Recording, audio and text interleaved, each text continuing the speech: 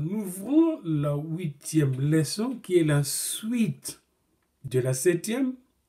J'aimerais vous rappeler d'abord le chemin parcouru. Voici le chemin que nous venons de parcourir après l'introduction de ce cours, l'introduction générale, l'étude des aspects formels de la recherche et de la pratique thérapeutique pastorale du pasteur Koutkock, docteur Koutkock, l'esquisse, la présentation de la critique relative à la publication des cas qu'il étudie dans son livre, la classification des exemples qu'il nous donne. Nous avons commencé à étudier la détresse psychique causée par le contact avec l'occultisme. Maintenant, dans la première partie de cette étude, nous sommes en train d'examiner 3 catégories de cette détresse psychique, spirituelle et même parfois physique, existentielle même, causée par le contact avec les sciences occultes, les pratiques occultes. Alors, 3 parties que nous devons distinguer clairement. La perception extrasensorielle, l'influence extrasensorielle et les apparitions extrasensorielles. Dans la catégorie de perception extrasensorielle, nous avons étudié le spiritisme.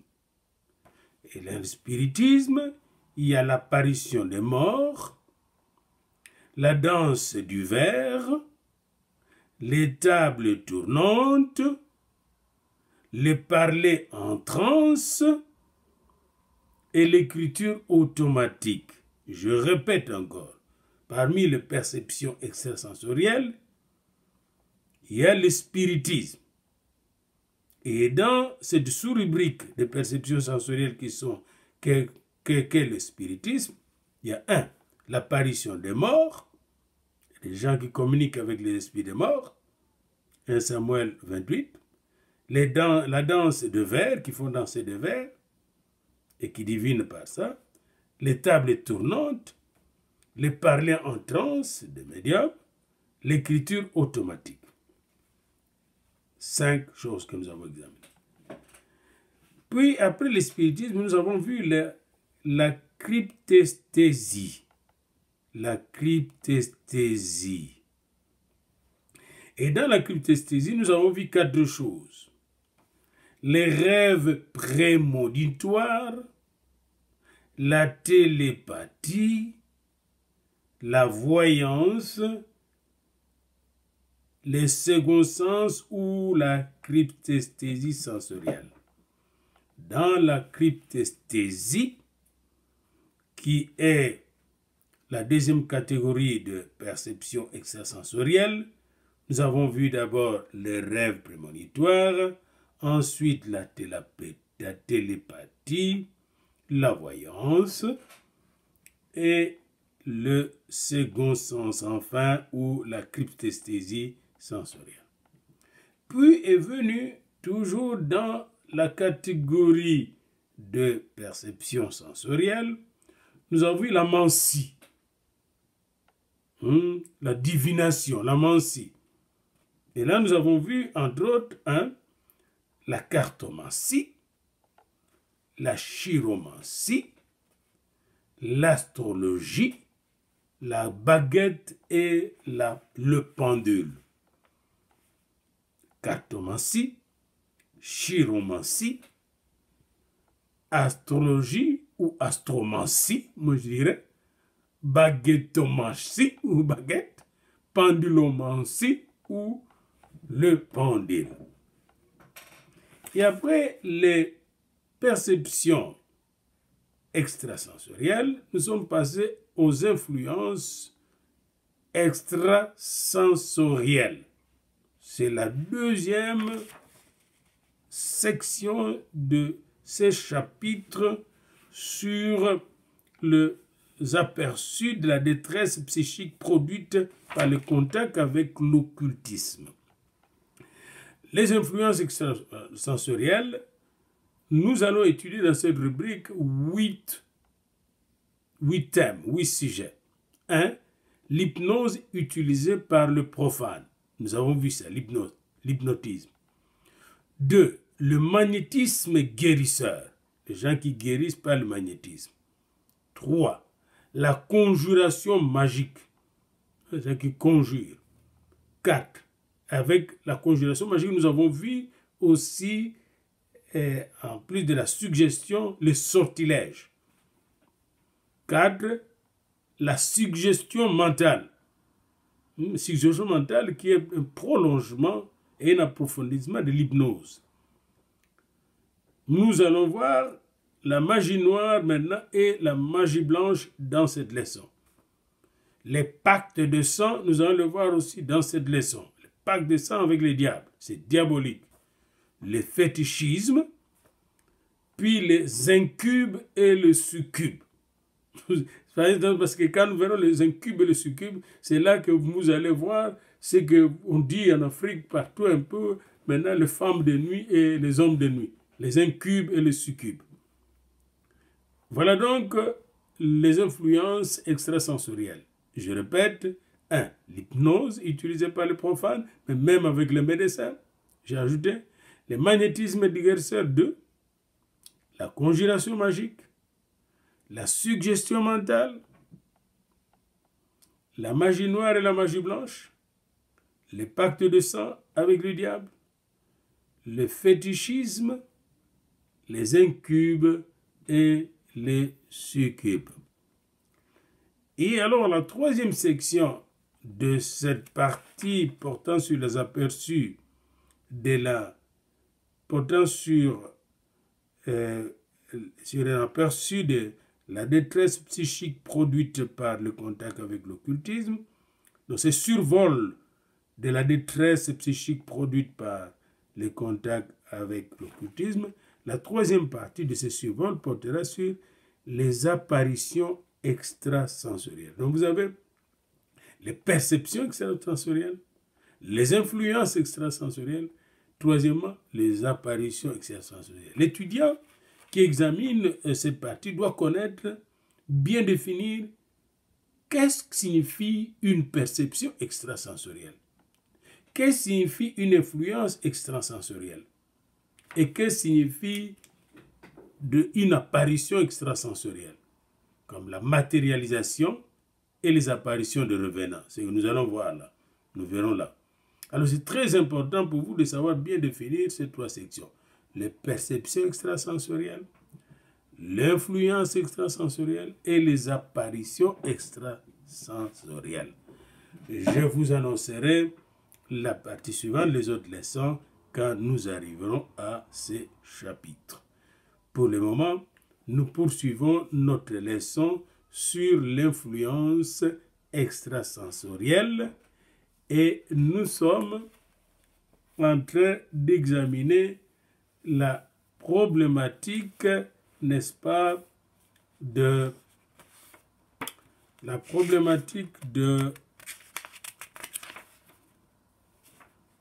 m'excuse, parce que de la suggestion mentale. Nous allons voir la suggestion mentale, qui est la quatrième sous-section de l'influence extrasensorielle. Avant de voir la suggestion mentale, j'aimerais quand même faire une mention importante sur la transmission héréditaire de troubles psychiques et même aussi des liens occultes. Vous allez voir dans les K24, dans le livre, K24, K60, K61, K62, K63, K64, K65, K66, présenté par le docteur Koch. Il y a comme une sorte de prédisposition, même une maladie nettement accusée, telle que la dépression, qui se transmet d'une génération à l'autre à cause de pratiques occultes. Et c'est très important de le savoir. Une pratique assidue de la conjuration magique, par exemple, laisse dans le niveau moyen du subconscient des agrammes susceptibles d'être transmis aux descendants, qui constituent, eux, un foyer latent d'affection psychique. C'est comme des œufs psychiques occultes qu'on appelle les engrammes. Voyez, quelqu'un qui a utilisé des conjurations magiques, des sortilèges tout le temps dans sa vie et dans sa maison, laisse ses œufs. Et ces œufs vont se reproduire, vont reproduire ces esprits de conjuration et de sortilèges magiques. Et c'est très important d'être très attentif à ça, parce que cette prédisposition risque d'autant plus de s'aggraver si la génération suivante, par sa propre activité occulte, ajoute à cette cause latente une provocation immédiate. Ou si, dans une génération, il y a un vide spirituel. N'oubliez pas que quand les démons s'en vont et constatent qu'il y a un vide qui est resté dans le cœur des gens ou de la famille où ils habitaient, ils vont chercher chacun 7 autres démons pour venir. Et c'est Jésus qui l'explique, qui est un spécialiste en théologie des esprits. Jésus. L'hérédité peut s'amenuiser et devenir récessive si les pratiques magiques sont négligées, ou bien elle peut se renforcer et passer à la postérité comme une tendance dominante lorsque celles-ci sont cultivées. Nous devons faire attention à développer une culture occulte dans la famille. Ça peut se transmettre d'une génération à l'autre. Alors, ainsi s'explique la formation de médiums puissants. On va des médiums à l'autre, d'une génération à l'autre, puis des médiums puissants sortent dans une famille. Donnez comme des médecins qui sortent dans une famille, des avocats, des pasteurs peuvent sortir dans une famille, des présidents de la famille Bush, etc. Des hommes d'affaires, des ingénieurs, etc. On a vu ça. J'ai vu des familles qui ont fait sortir 3 médecins, coup sur coup.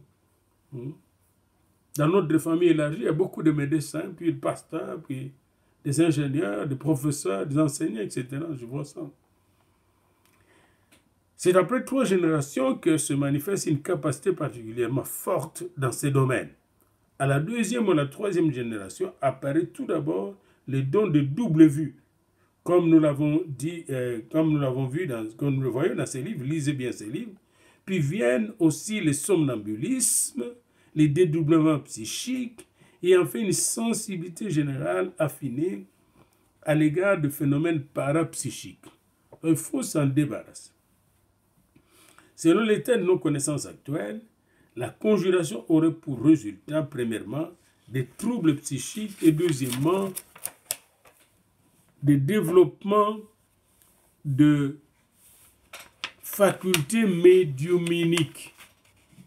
Il y a des familles qui développent les facultés médiumniques. Et c'est très important pour nous de le savoir. C'est très, très important. Alors,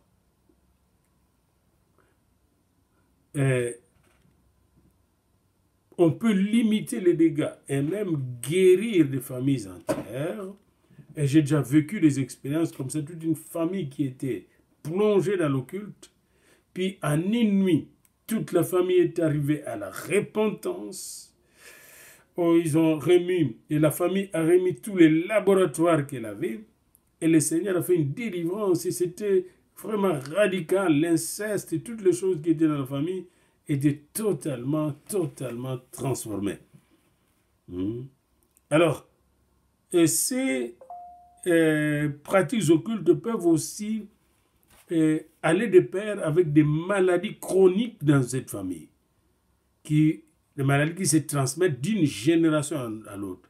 Et la délivrance de la famille peut directement aussi faire une coupure, n'est-ce pas, nette, de ces maladies, une coupure nette d'une génération à l'autre, c'est-à-dire qu'une autre génération qui va suivre, qui aura une santé meilleure que celle qui était plus proche de l'occultisme. Voilà donc les choses que je devais vous exposer, que vous retrouverez à la page 125, qu'il faut lire attentivement, et jusqu'à la page 128. Et là, vous verrez d'ailleurs, à la page 128, le dernier paragraphe, comment le problème du rapport entre l'emprise occulte et les maladies mentales peut se poser.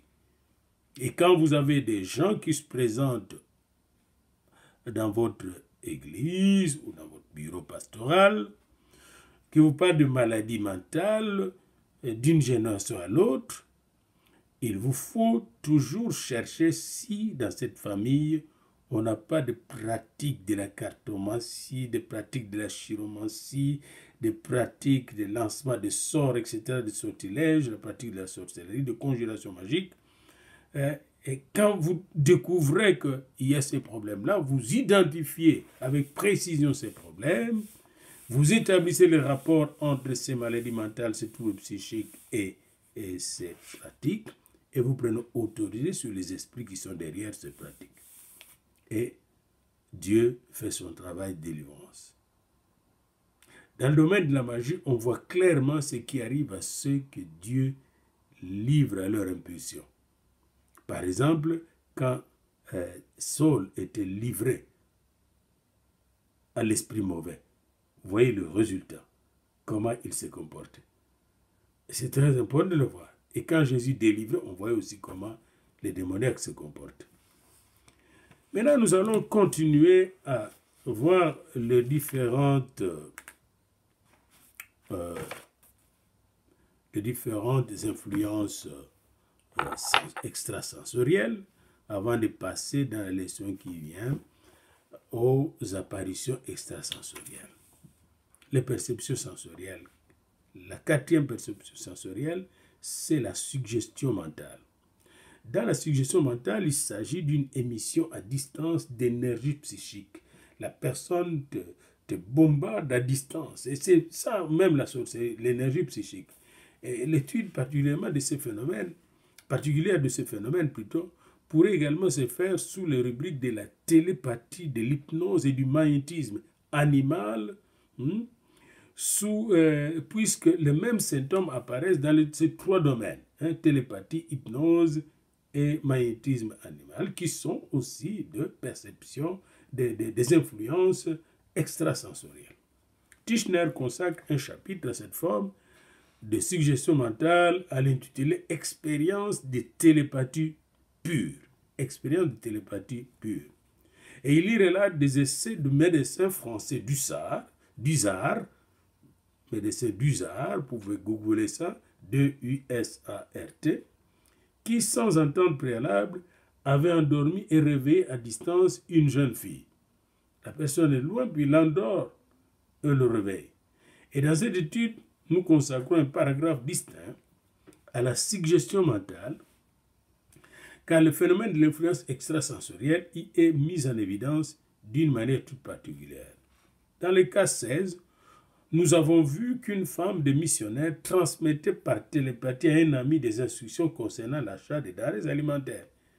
Et d'autres exemples nous permettront d'aborder la problématique de suggestion mentale.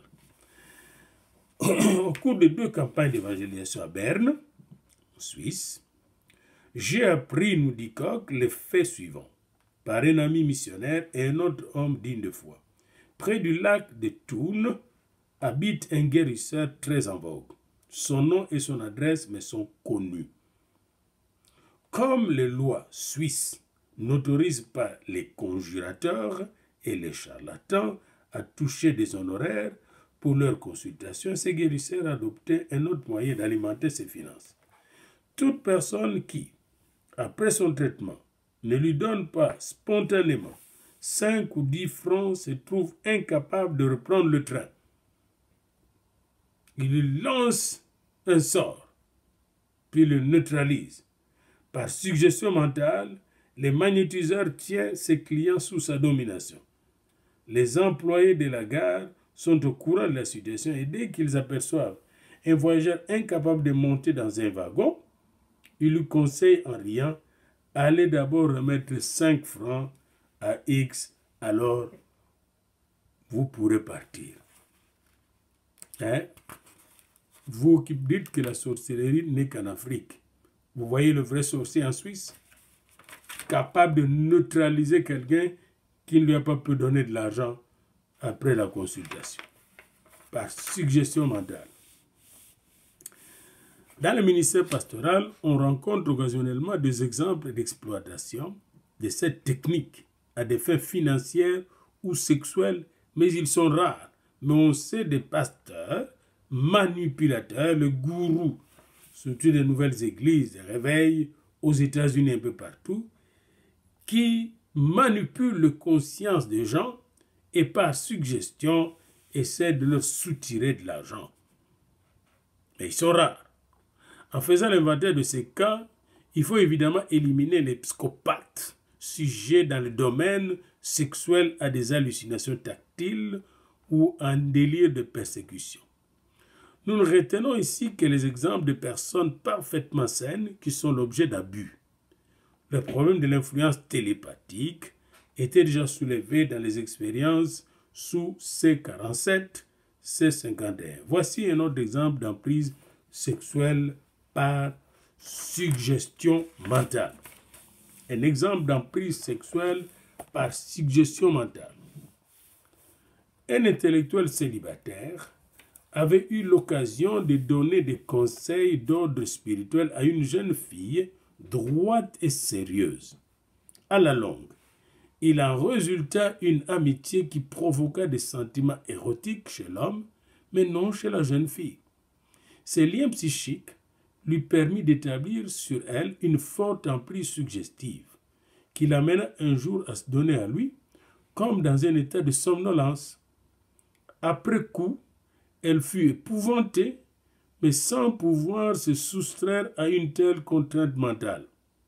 Même la nuit, il la convoquait chez lui par suggestion. Elle s'y rendait comme une somnambule, puis se réveillait remplie de peur et de dégoût. Elle se confia par la suite à un évangéliste âgé, l'un de mes amis personnels. Elle se confia par la suite à un évangéliste âgé, l'un de mes amis personnels. La jeune fille désirait sincèrement se soustraire à l'influence de cet individu. Pour y parvenir, elle convint avec l'évangéliste du moyen suivant. Celui-ci veillerait la nuit dans un fauteuil placé dans l'antichambre qu'elle traverserait lors de ses déplacements nocturnes. Effectivement, à 1 heure avancée de la nuit, la porte de la chambre s'ouvrit et la jeune fille s'avança en chuchotant « Tu m'appelles? Il faut que je te rapporte la lettre. » L'évangéliste prononça le nom de la dormeuse qui sursauta, laissa échapper une lettre et s'éveilla. Avec le consentement de l'intéressé, l'évangéliste parcourut le billet datant du jour même. C'était une requête de la part de l'homme de ne pas divulguer leur relation, accompagnée d'une offre de dédommagement de 200 marks. L'auteur s'était probablement rendu compte du danger que représentait pour lui cette...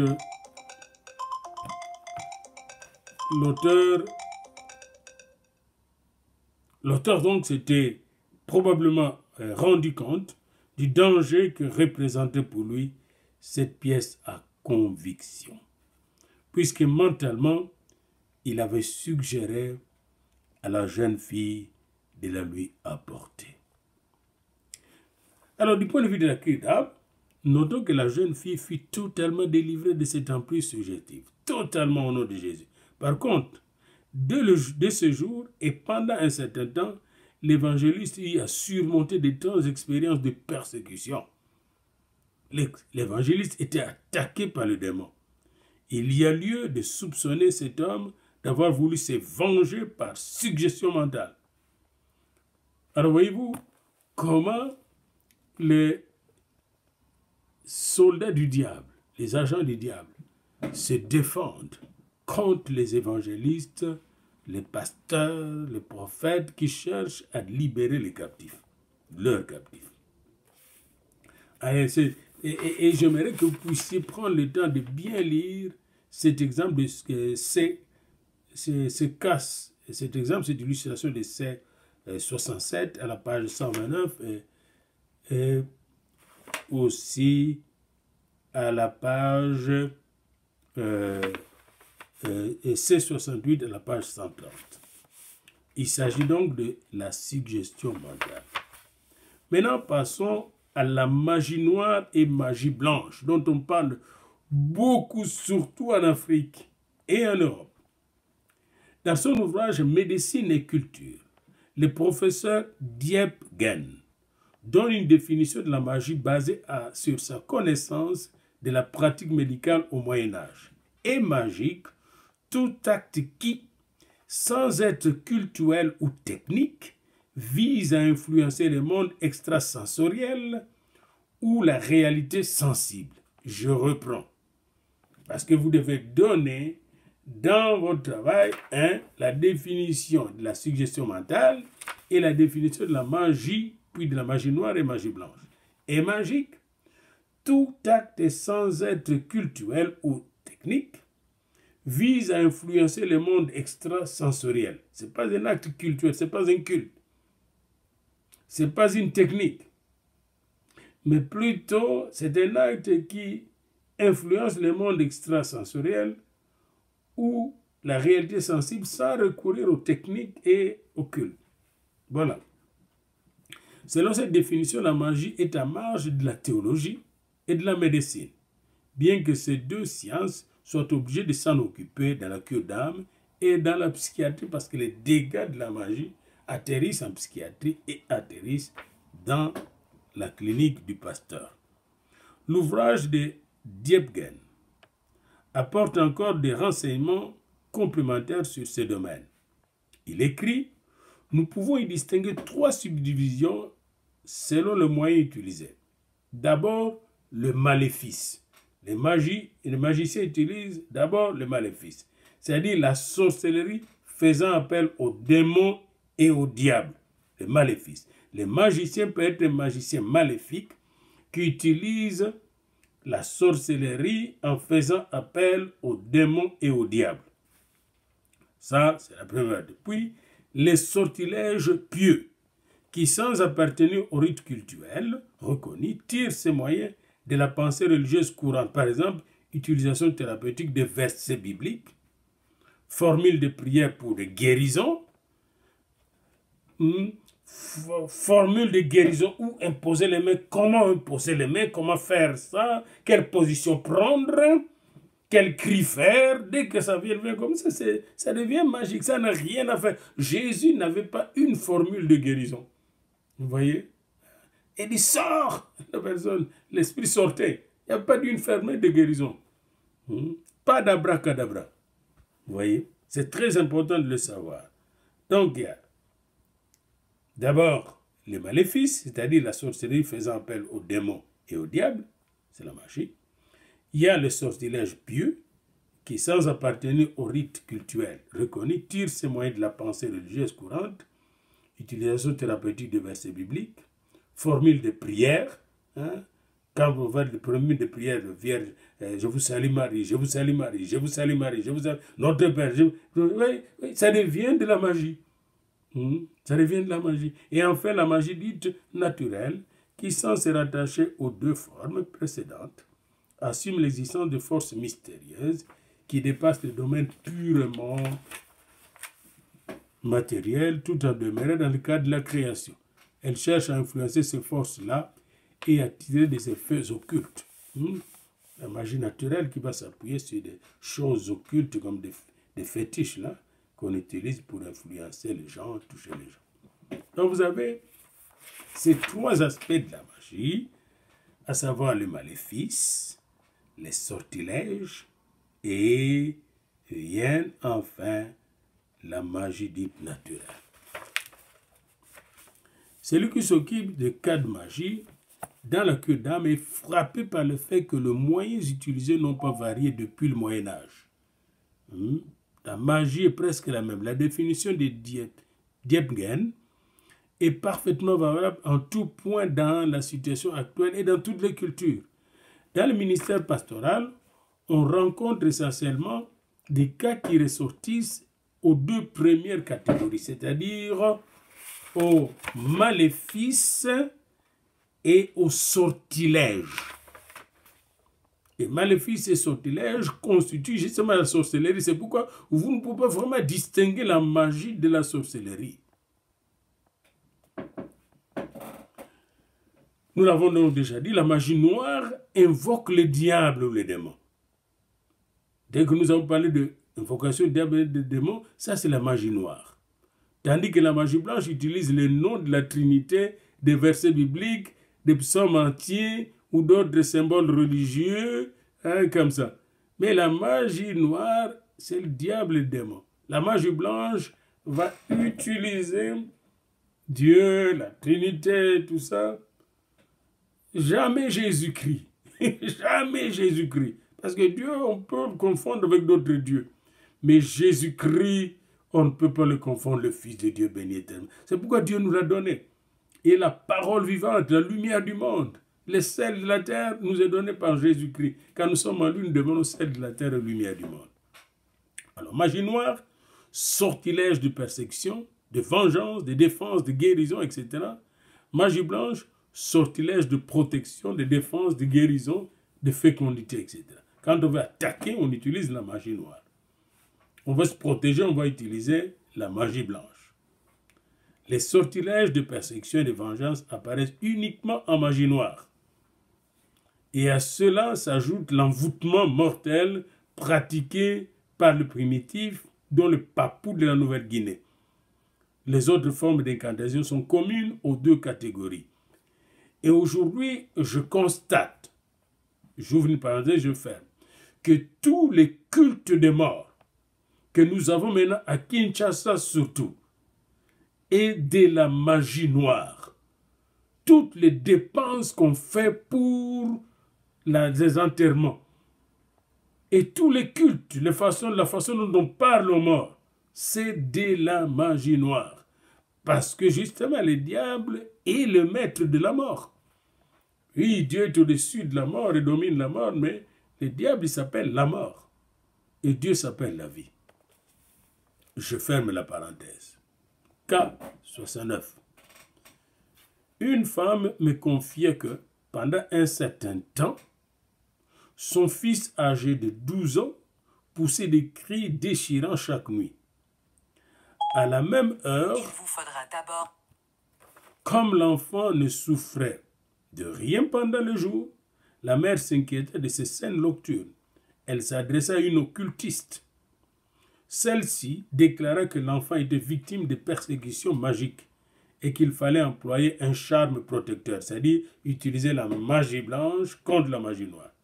Poser le soir une paire de ciseaux ouverts sur le rebord de la fenêtre et le mauvais sort deviendra inopérant.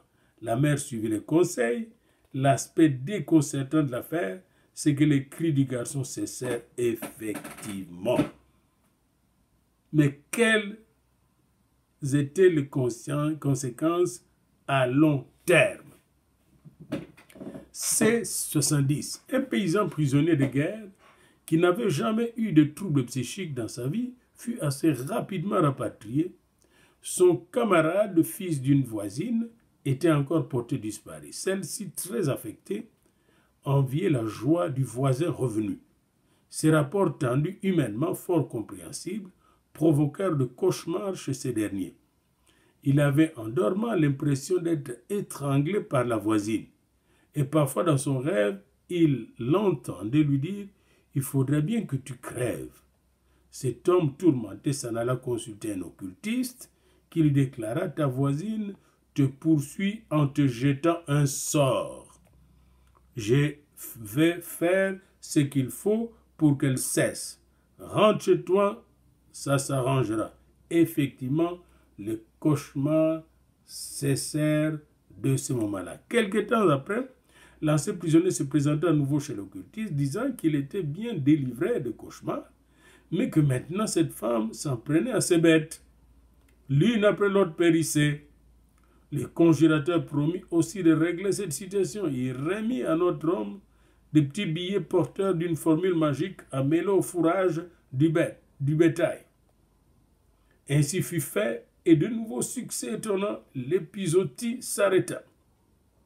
Au troisième acte de cette tragédie magique, notre homme fut en but à des attaques qui l'amena à demander un secours pastoral. Et c'est là qu'il fut délivré et des envoûtements de la sorcière et aussi des liens établis avec le monde occulte à cause de la pratique de la magie blanche pour les protéger contre les envoûtements de la magie noire. Citons maintenant un exemple de magie noire pour terminer ce chapitre intéressant. C'est 71. Dans un village, il est question de vendre un grand verger et plusieurs amateurs sont sur le rang. Finalement, un riche paysan réalise l'acquisition. Un matin, il est consterné de voir que 30 arbres fruitiers ont été sciés. Immédiatement, il porte plainte, mais la police ne réussit pas à trouver le malfaiteur. Les lésés mettent alors en œuvre un sortilège de persécution. Ils prélèvent le nombril d'un porc abattu et le pend dans sa cheminée après avoir prononcé une malédiction. Tandis que le nombril se consume peu à peu, le malfaiteur inconnu doit dépérir lentement. 6 mois plus tard, on apprend la mort de l'un des amateurs évincés de l'achat. Le propriétaire lésé est maintenant convaincu de s'être vengé du malfaiteur par sa magie noire. De coutumes aussi tristement superstitieuses, se passent de commentaires. C'est ainsi qu'au Moyen-Âge, on croyait aux sorcières le brûler vive, ce qui constitue une des plus sinistres pages de l'histoire de l'humanité. Mais les sorciers sont toujours là. On ne les a pas tous brûlés et ce n'est pas en le brûlant qu'on se protège contre eux. C'est 75, au cours d'une campagne d'évangélisation en Suisse, et en Suisse, il y a beaucoup de sorciers, une femme souffrant de conflits psychiques vint demander un entretien. Elle révéla une vie familiale totalement perturbée par l'occultisme. La grand-mère était conjuratrice. Sa propre famille la soupçonnait donc de tourmenter la nuit les 11 enfants de son fils. Les parents, excédés par des cris de leur progéniture, s'adressèrent à 3 moines des Soleures qui avaient la réputation de pratiquer la magie blanche. Ceux-ci promirent de l'aider à brève échéance. Chose curieuse, la conjuratrice mourut 3 jours plus tard. À l'heure de sa mort, son fils, père de 11 enfants, prétendit avoir vu 2 femmes en noir s'enfuir de la maison. À ce récit, notre interlocutrice ajoutait un souvenir personnel. Dans son enfance, sa grand-mère lui avait enseigné un sortilège qu'elle avait utilisé avec succès à l'âge de 12 ans. Elle fit 3 pas, posant exactement ses pieds dans les empreintes d'une femme qu'elle détestait en marmottant sa formule d'ensorcellement. Là-dessus, la femme devait s'arrêter. La formule fit son effet, la femme s'arrêta, se retourna et s'écria « Veux-tu filer, crapaud de diable ?» Prise de peur, la fillette se sauva et la femme put alors continuer son chemin. Donc, ces choses-là existent et la seule façon de s'en débarrasser, c'est au nom de Jésus, faire sortir ces esprits de magie noire et de magie blanche pour recevoir le Saint-Esprit qui vient occuper l'espace vide. Et la seule protection que nous avons, c'est le nom de Jésus, le sang de Jésus et la puissance du Saint-Esprit. 6e acte d'influence extrasensorielle, les pactes du sang avec les diables. Les pactes avec les diables sont un domaine le plus étrange de l'occultisme et c'est pratiqué partout dans le monde, les pactes de sang. Avant d'avoir rencontré ce phénomène au cours de mon ministère, nous dit Dr. Koch, je ne voyais qu'une survivance de superstition du Moyen-Âge, de superstition moyenâgeuse. Ce thème apparaît déjà dans la légende de Théophile d'Adana. À l'époque où l'on croyait aux sorcières, une telle possibilité était universellement admise. Dans le conte populaire, le pacte avec le diable devint l'un des thèmes des histoires des chevaliers brigands. C'est par les confidences reçues dans la cure d'âme que j'ai réalisé l'existence actuelle de tels pactes contre lesquels il faut très sérieusement mettre en garde les gens. Nous devons faire attention à faire des pactes de sang, que ce soit dans notre travail, dans nos affaires, dans nos familles. Et voici quelques exemples. Je vais vous donner 3 exemples coup sur coup. C'est 76, page 139, pacte de sang. Un jeune réfugié sans feu ni lieu, sans foyer, sans famille ni moyens de subsistance, s'engagea dans sa détresse sur une mauvaise voie. Il se livra à la prostitution, une jeune réfugiée plutôt. Un soir, elle fut prise dans une rafle de police et remise au service de contrôle sanitaire qui lui trouva une maladie contagieuse de la peau. Elle fut condamnée à quelques semaines de prison dans sa cellule et eut une idée étrange. Elle prit une feuille de papier, s'entailla le doigt et écrivit avec son sang un pacte avec le diable. Les conditions du contrat étaient les suivantes. Le diable devait lui procurer des conditions de vie supportables, tandis qu'elle lui livrait son âme. Après avoir purgé sa peine, la jeune fille fut placée dans un foyer évangélique pour jeunes filles en danger moral. Et elle lui fut chaleureusement accueillie, mais elle restait fermée. Insensible à l'amour qu'on lui témoignait et résolument réfractaire à la parole de Dieu. Un petit cercle d'intercession se forma en sa faveur, mais en vain. La jeune fille était comme blindée contre toute influence chrétienne.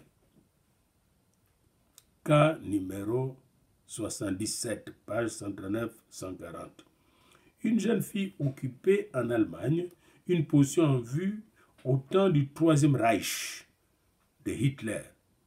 Elle fut tellement désespérée par l'effondrement de son idéal et la perte de sa situation qu'elle écrivit de son sang un pacte avec le diable. Par la suite, des troubles psychiques se déclarèrent dans ses hallucinations. Elle voyait une foule d'esprits dans toutes les maisons, les rues et les arbres. Elle avait également des accès de délire furieux et rencontrait toutes sortes de revenants. Elle gardait cependant toute sa lucidité. Les indications qu'elle fournissait étaient réfléchies et objectives. L'hystérie n'entrait pas en ligne de compte. Elle consulta un neurologue qui, après un traitement sans résultat, estima que la cure d'âme était plus indiquée et la confia à un pasteur. À ce jour, la dite personne n'a pas encore été délivrée quand l'auteur écrivait son rapport. C'est 78 pages 140. Pour être cru, l'exemple suivant exige beaucoup de bonne volonté de la part d'une personne raisonnable.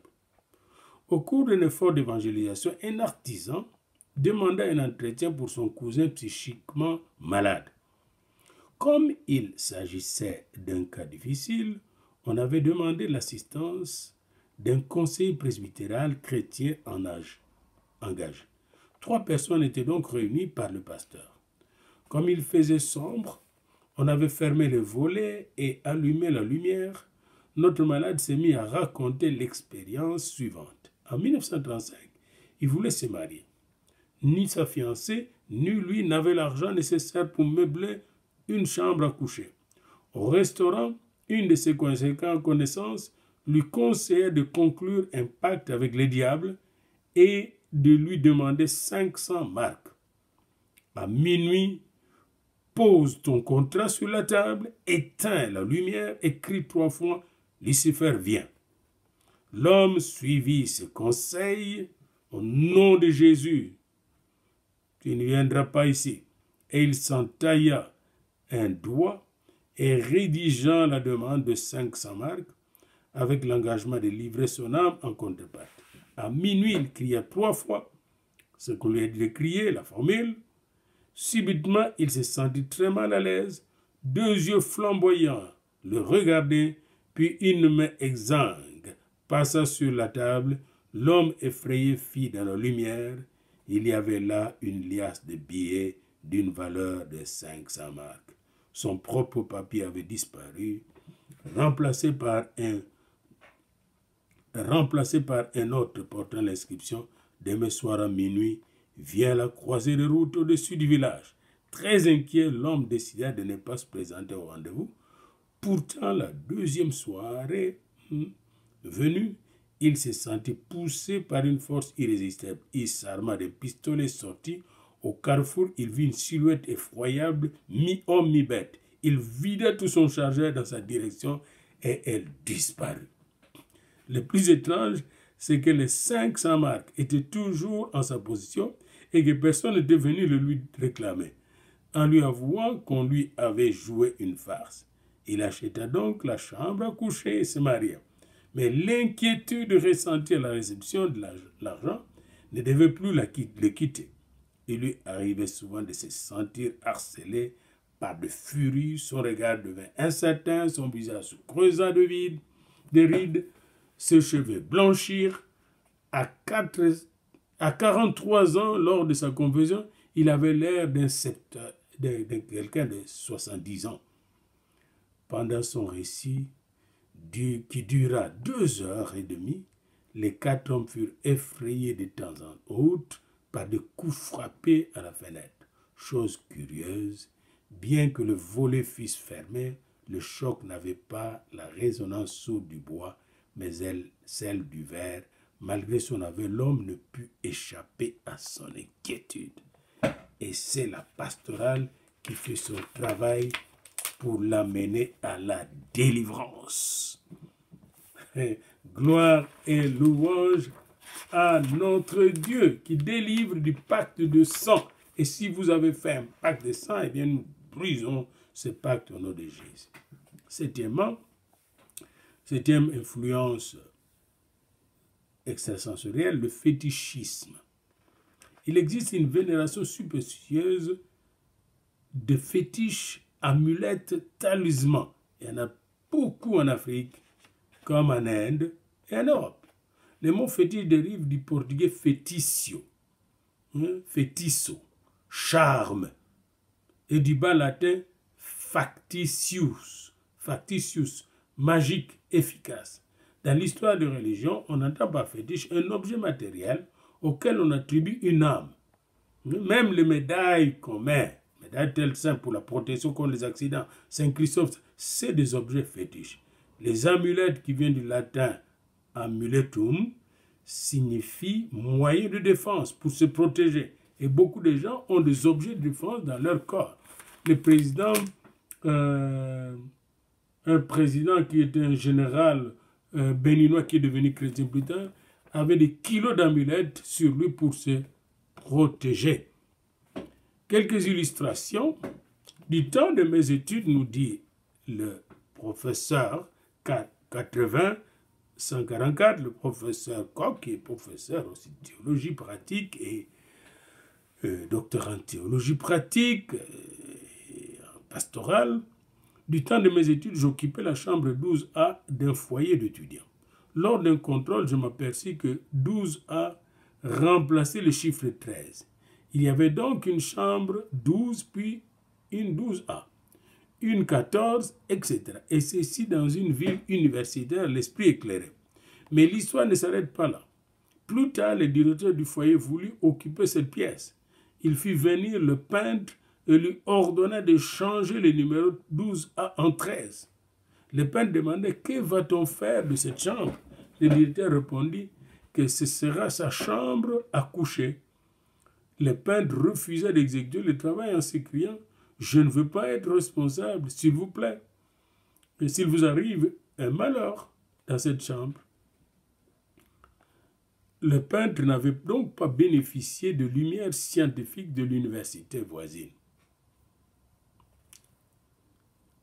le chiffre 13, chiffre magique, fétiche.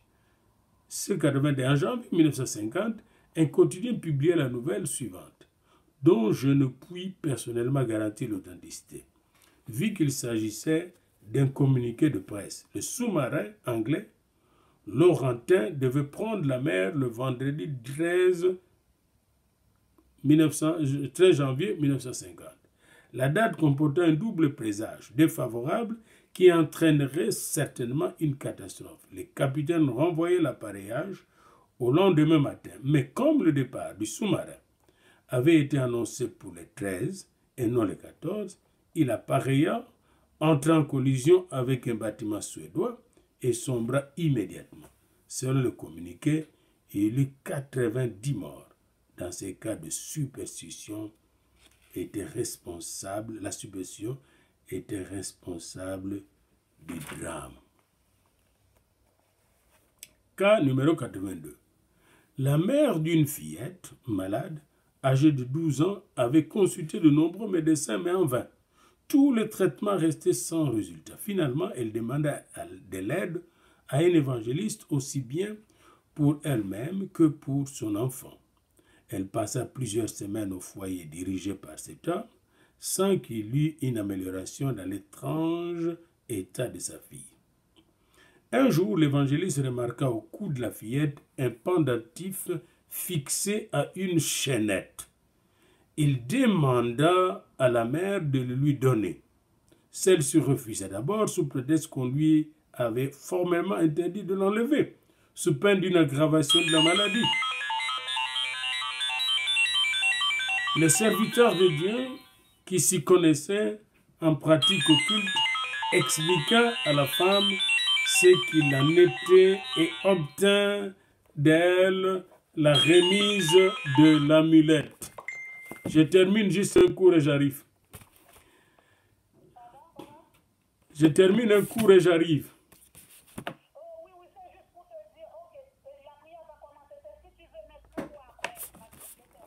Donc on se parle après, je suis en cours. Donc les serviteurs de Dieu, qui s'y connaissaient en pratique occulte, expliqua à la femme ce qu'il en était et obtint d'elle la remise de l'amulette. Il en retira effectivement une formule de consécration à Satan, qui lut à la femme étonnée et détruisit aussitôt l'amulette. L'enfant s'est rétabli et put quitter l'établissement en parfaite santé. Voyez-vous, hein, l'amulette peut porter des souffrances terribles. Et enfin, nous allons parler des incubes et des succubes. 8e domaine des influences extrasensorielles. Nous avons vu les amulettes, le fétiche peuvent avoir des influences extrasensorielles sur votre santé physique et psychique. Les incubes. Le domaine le plus repugnant de la cure d'âme est celui des apparitions liées à des expériences sexuelles.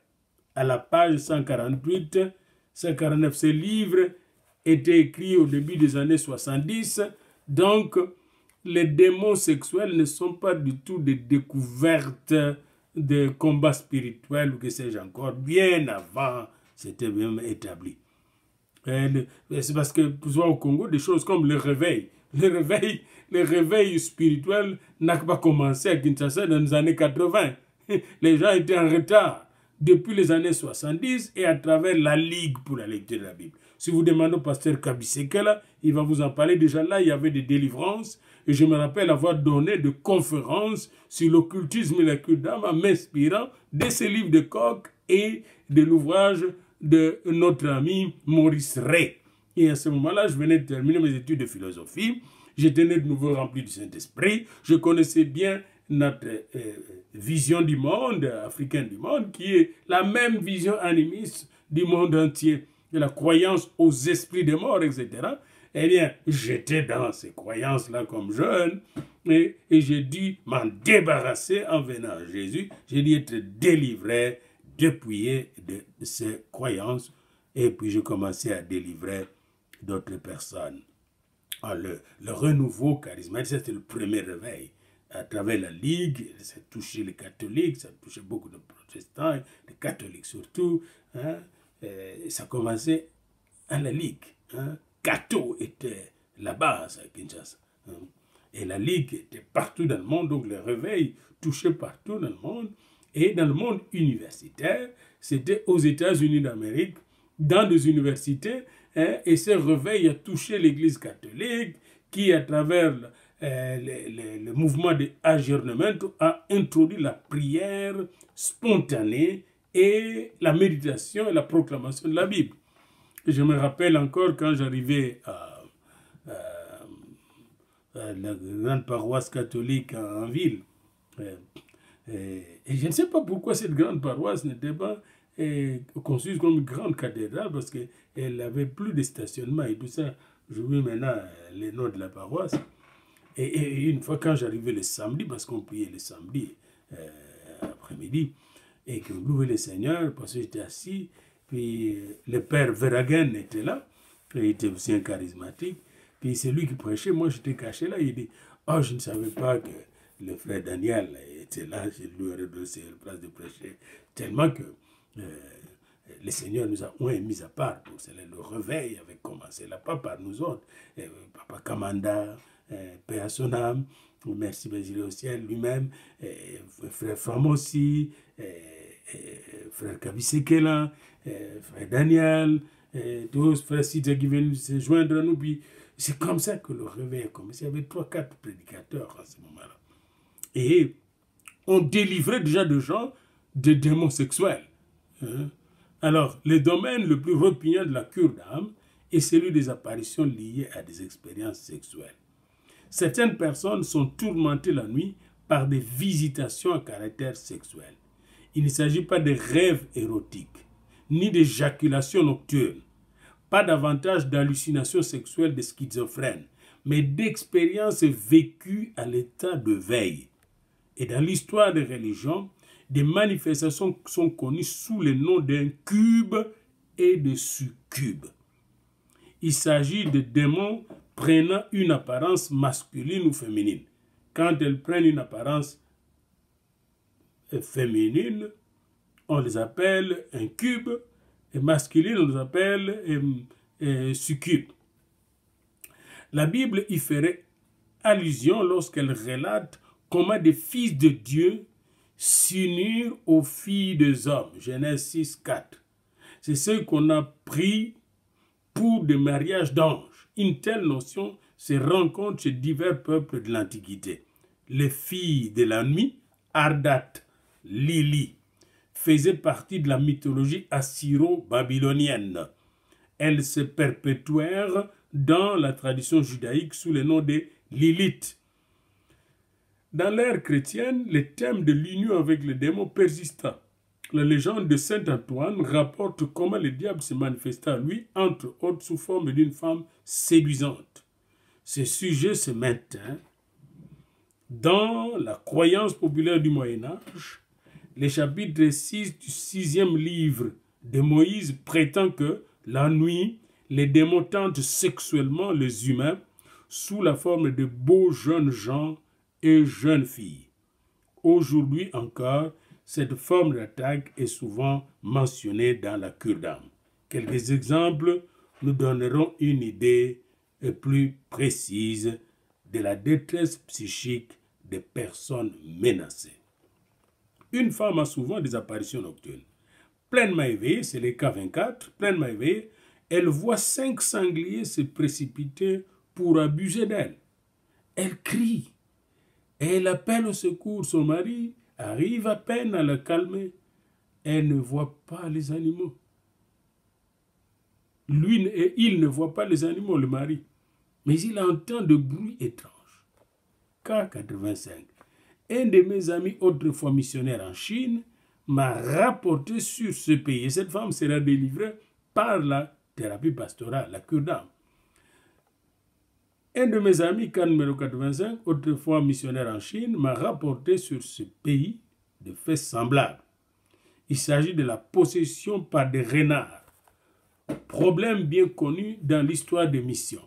De jeunes filles parfaitement saines d'esprit et qui vaquent normalement à leurs occupations, sont tourmentés sexuellement par des spectres nocturnes et des personnages à tête de renard surgissent. Dès qu'ils s'approchent de jeunes filles, leur physionomie se transforme en un beau visage de jeune homme. Les victimes souffrent terriblement de ces visites. Il est remarquable que les jeunes filles qui se convertissent à Jésus-Christ sont délivrées et que les chrétiennes ne connaissent pas de telles expériences. Un jeune homme, bien disposé à l'égard de l'Évangile, perdit sa femme. Il se remaria 18 mois plus tard et fut heureux en ménage. Pourtant, dès le jour de ses secondes noces, il fut incommodé par des apparitions nocturnes. Sa femme défunte lui apparaissait de nuit et cherchait à s'unir avec lui. Fort en peine, il demandait un entretien à un serviteur de Dieu. Il se confessa et décida de suivre le Seigneur. Il désirait ardemment être délivré de ces scènes nocturnes. Le serviteur de Dieu évangéliste très connu intercéda pour cet homme. Le résultat fut que l'intercesseur subit à son tour d'étranges attaques qui, une certaine nuit, atteignirent leur paroxysme. Tandis qu'il priait, il ressentit derrière son dos comme un fort courant électrique qui s'approchait de lui. Au nom de Christ, il ordonna à l'apparition de se retirer et il disparut. À partir de ce soir-là, le mari fut délivré des apparitions troublantes de sa femme. Voyez-vous, cet esprit a essayé d'attaquer l'évangéliste. L'évangéliste a résisté, puis a chassé cet esprit et a soumis. Voyez-vous donc, quand nous soumettons maintenant ces trois exemples à la critique de trois niveaux. Du point de vue psychiatrique, rédisons qu'il ne s'agit pas des idées fixes ni des hallucinations sexuelles de psychopathes. Ces victimes sont des personnes équilibrées, sauf en ce qui concerne leurs expériences nocturnes. Depuis des années, elles s'acquittent sans entrave de leurs tâches professionnelles. Sauf la nuit, ça ne va pas. Du point de vue de la psychologie de profondeur, on peut soulever l'objection suivante. Ces apparitions pourraient être l'expression d'un appétit charnel inassouvi, d'une libido extrême qui n'est pas du tout satisfaite. Une telle interprétation présente pourtant des lacunes indéniables. La possession par le renard se rencontre uniquement parmi les Chinoises non chrétiennes. Et celles qui se convertissent sont délivrées. Comment, psychanalytiquement, on va expliquer. L'évangéliste dont nous avons parlé est un homme très cultivé universitaire et doué d'une grande expérience pastorale. Il a ressenti de l'opposition spirituelle dans son intercession jusqu'au moment où il fut lui-même délivré. Il a vaincu le phénomène de la contamination psychique ou des concepts primitifs de transfert magique, comme le transfert d'onction, le transfert des esprits, était en ligne de compte. Le point faible de l'interprétation des psychologues, n'est-ce pas, de profondeur, nous font donc fortement présumer qu'il y a un élément surnaturel dans le phénomène sexuel évoqué ci-dessus. Et nous soupçonnons nous-mêmes le fait que les psychanalystes, pour la plupart, étant possédés par les esprits sexuels, ont des difficultés de s'en sortir et de comprendre comment s'en sortir. Il n'y a que les hommes et les femmes loin de Dieu qui peuvent faire sortir ces gens-là de l'esclavage démoniaque. Donc, sur le plan de la culte d'âme, notons le fait important que la foi au Christ met un terme au phénomène de mari de nuit, on dit, mais nous sommes démons sexuels. Quant à l'origine des attaques sexuelles, dont le caractère peut être démoniaque, on pourrait l'attribuer sans invraisemblance à l'association de la sodomie et de l'occultisme. On observe constamment dans le ministère pastoral que dans le couple chrétien, dont l'un des conjoints a une attitude légaliste et négative à l'égard de la sexualité, les partenaires insatisfaits tombent parfois dans l'adultère et même dans l'homosexualité. Et si à cette tendance s'ajoute un lien magique d'origine occulte, alors au point de vue psychologique et parapsychologique, se trouvent réunies les conditions favorables des apparitions sexuelles. Il n'est pas impossible qu'une emprise occulte soit la cause déterminante de ces deux formes de sexualité exacerbée, la sodomie et les visitations nocturnes. En effet, l'activité occulte produit toujours des déformations caractérielles extrêmes et des extravagances psychiques. Mais il n'y a pas encore assez de cas à l'appui. Il faut continuer l'étude pour voir si les gens qui sont pris par des démons sexuels ne sont pas des gens qui ont aussi une sexualité débridée, une sexualité extravagante, comme la masturbation, la sexualité, l'homosexualité, la sodomie, etc. Et on peut aller même plus loin. Plus loin, c'est-à-dire des pratiques occultes associées à la sexualité peuvent entraîner justement la présence des démons sexuels dans la vie de quelqu'un.